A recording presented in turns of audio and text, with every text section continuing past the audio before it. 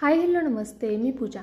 मी आणि बरंच काही या यूट्यूब चॅनलवर तुम्हा सगळ्यांचं अगदी मनापासून स्वागत करते. आज आपण गाजराचा हलवा पाहणार आहोत, पण खूप दाणेदार आणि खव्याचा वापर न करता. एकदा जर तुम्ही या पद्धतीने हलवा केलात तर नेहमी याच पद्धतीने कराल याची मी तुम्हाला गॅरंटी देते. अगदी पारंपरिक पद्धतीने आज आपण हलव्याची रेसिपी पाहणार आहोत. तर इथे बघा 1 किलो गाजर घेतलेले आहे मी. ते आपल्याला सगळ्यात आधी स्वच्छ धुवून घ्यायचे. त्यानंतरनं अशा पद्धतीने त्याची साल काढून घ्यायची. व्हिडिओत दाखवल्याप्रमाणे गाजराची आपण साल काढून घ्यायची. इथे मी एकाच गाजराची तुम्हाला साल काढून दाखवते, त्या पद्धतीने तुम्ही संपूर्ण गाजरांची साल काढून घ्या. तर बघा अशा पद्धतीने पिलरच्या साहाय्याने साल काढून घेतली. आता किसनीने, अशा मोठ्या किसनीने आपल्याला हे गाजर किसून घ्यायचे. पण ह्याच्यामध्ये जे पिवळा भाग असतो, बरेचसे लोक ह्याला मांजरसुद्धा म्हणतात, तर हा पिवळा भाग आपल्याला घ्यायचा नाही आहे. आणि आता हे गाजर मी किसून घेतले. बघा किसताना व्हिडिओ घेतला नाही, नाहीतर मग खूप मोठा झाला असता. तर पाहू शकता तुम्ही इथे गाजर आपलं किसून झालेलं आहे. 1 किलो गाजर घेतले मी. मधला भाग काढून टाकल्यामुळे थोडंफार कमी होणार. आता बघा कढई ठेवली आहे. कढईमध्ये तूप घातलेलं आहे आणि तुपामध्ये जे काही ड्रायफ्रूट्स असतील तुमच्याकडे ते घालून घ्यायचे आहेत. इथे मी काजू आणि बदाम ह्याचे काप करून घेतलेले आहेत आणि ते तुपावरती थोडे भाजून घ्यायचे आहेत. असे थोडा हलका रंग बदलला की लगेचच काढून घ्यायचे आहेत. अगदी करपवायचे नाही आहेत. आणि असे भाजून घेतले ना की मग खायलासुद्धा ते छान लागतात नंतरनं हलव्यामध्ये. तर इथे बघा पुन्हा मी जवळपास अर्धी वाटी इतकं तूप घालून घेतले आणि आता हे तुपावरती छान आपल्याला भाजून घ्यायचं आहे. आपल्याला हे संपूर्ण हलव्यासाठी 1 वाटीभर इतकं तूप लागणार आहे.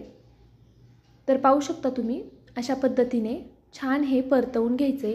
मी हे परतवून घेते. तोपर्यंत जर तुम्ही माझ्या चॅनलवरती नवीन असाल आणि अजूनही सबस्क्राईब केलं नसेल तर प्लीज एक सबस्क्राईब नक्कीच करा. त्याचबरोबर व्हिडिओला लाईक केलं नसेल तर एक लाईकसुद्धा करा. आणि तुम्ही माझा हा व्हिडिओ कुठून पाहताय ते सुद्धा मला कमेंट करून कळवा. तर पाहू शकता अशा पद्धतीने बघा मी हे छान असं किसून घेतलेलं जे गाजर होतं ते छान परतवून घेतले. आता गाजर थोडं कमी झालं आहे बघा परतल्यामुळे. आता यामध्ये बरोबर अर्धा लिटर दूध घालायचे. 1 किलो गाजरला अर्धा लिटर दूध घालायचे आपल्याला. साईसकटच इथे मी दूध वापरलेलं आहे. आपण खव्याचा अजिबातच वापर करणार नाही आहोत, त्यामुळे मग दूध भरपूर घालायचं. त्यामुळे गाजर छान शिजायला मदत होते. त्याचबरोबर त्याची चवसुद्धा खूप छान लागते. गॅसची फ्लेम मीडियम ठेवायची. हाय फ्लेमवरती गाजर शिजायला ठेवायचं नाही, नाहीतर मग दूध आटून जाईल आणि गाजर मऊसूत शिजणार नाही. तर पाहू शकता तुम्ही दूध थोडंसं आटलेलं आहे. हे छान असं हलवून घेऊया. मध्ये मध्ये हलवत राहायचं आणि थोडं दूध आटलं की मग असं पावभाजी मॅशरने हे मॅश करून घ्यायचे. थोडं आटून दिलं दूध की मग हे छान मॅश करता येतं. तर पाहू शकता अशा पद्धतीने मी मॅश करून घेणार आहे. जर तुमच्याकडे पावभाजी मॅशर नसेल तर तांब्याने किंवा मग पेल्याच्या साहाय्याने वगैरे असं मॅश करून घेतलं तरीसुद्धा चालेल. अशा पद्धतीने मॅश केलं की काय होतं, हलवा छान दाणेदार तयार होतो. आणि बघा जसजसा हलवा आटणार तसतसा त्याला रंगसुद्धा छान येणार. आपण ह्यात दूध घातले त्यामुळे सुरुवातीला तो थोडा फेंट दिसतो, पण थोडा आटायला लागला की त्याचा रंग खूप छान येतो. आणि सगळ्यात महत्त्वाचं म्हणजे त्याचा रंग कधी खुलणार अजून जास्त ते मी पुढे तुम्हाला सांगेल. तर बघा मी हे छान मॅश करून घेतले. बघू शकता तुम्ही आत्ताच हे छान दाणेदार दिसतंय ना. आता थोडंसं आटत आलं की असंच मध्ये मध्ये हलवत राहायचं. आणि हवं असेल तर मध्ये मध्ये तुम्हाला वाटलंच तर मग पुन्हा पावभाजी मॅशरने थोडं थोडं मॅश करून घ्यायचं. अशा पद्धतीने हलवा केला की अगदी दाणेदार आणि बाहेर मिळतो तसा हलवा तयार होतो. तुम्ही एकदा तरी या पद्धतीने ह्या सगळ्या टिप फॉलो करून हलवा करून बघा. तुम्हाला सगळ्यांना खूप जास्त आवडेल. आता इथे बघा पावशरला थोडी कमी साखर घेतलेली आहे मी. तुम्ही जर जास्त गोड खात असाल तर जास्त घातलीत तरी चालेल. जवळपास इथे अर्धी वाटी, मोठी अर्धी वाटी साखर मी इथे वापरलेली आहे. आता हे छान मिक्स करून घेऊया. आणि आता साखर घातली की ह्याचा रंग खरंच खूप छान येतो हलव्याचा. त्याला एक चकाकी येते साखरेमुळे. आणि बघा पुन्हा थोडं असं पाणी सुटलं आहे त्याला, कारण की आपण साखर घातली आहे म्हणून. सुरुवातीला हलवा छान थोडा आटून द्यायचा, त्यानंतरच साखर घालायची. आणि आता ह्याला जे पाणी सुटले ते संपूर्ण आटून द्यायचे आपल्याला.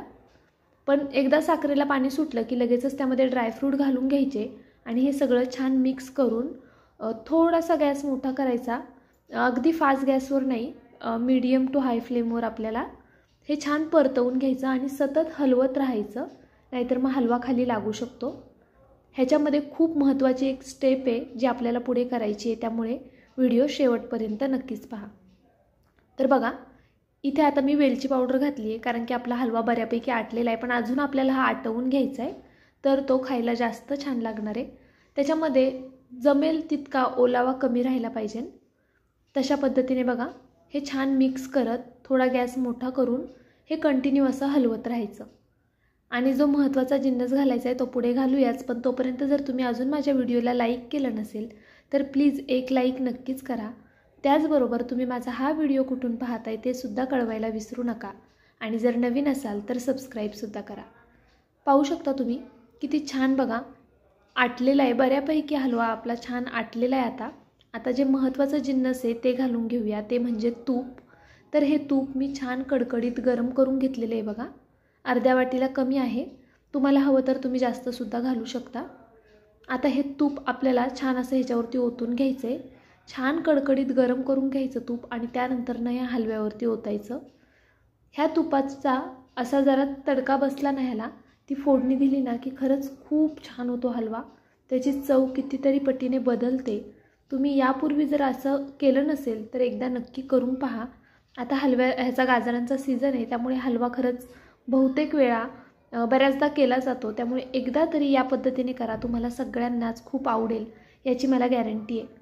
तर पाहू शकता तुम्ही अशा पद्धतीने मॅश करून मी हा छान असा आटून घेतलेला आहे आणि आपला हलवा झालेला आहे। माझी ही हलव्याची रेसिपी तुम्हाला कशी वाटली ते नक्कीच कळवा मला, आणि अशाच छान छान रेसिपीज पाहण्यासाठी माझ्या चॅनलला प्लीज एक सबस्क्राईब नक्की करा। उद्या पुन्हा भेटेल एक छानसा व्हिडिओ घेऊन, तोपर्यंत bye, thank you so much for watching.